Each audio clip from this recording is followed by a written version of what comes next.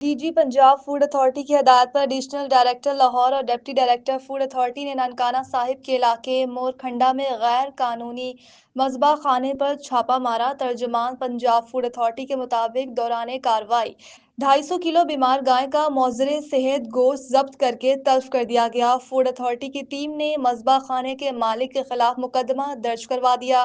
ترجمان food authority کے مطابق غیر قانونی مذبح خانے میں صفائی کے ناقص انتظامات تھے، جبکہ انتہائی لازم ریکارڈ بھی موجود نہیں تھا۔ چھاپے کے دوران موقع پر ہی ویٹرنری اسپیشلسٹ ٹیم نے گوشت کا مکمل معائنہ کیا، جو کہ استعمال کے لیے موزوں نہ تھا۔ گوشت کو قوانین کے خلاف گندے اور بدبودار فریزر میں رکھا گیا تھا۔ ترجمان فوڈ اتھارٹی نے کہا کہ 4 گھنٹے کی طویل ریکی کے بعد بروقت کارروائی عمل میں لائی گئی۔ غیر معیاری اور مضر صحت گوشت کی سپلائی روکنے کے لیے نئے قوانین لائے جا رہے ہیں۔ امتیاز حسین، 89 نیوز، ننکانہ صاحب۔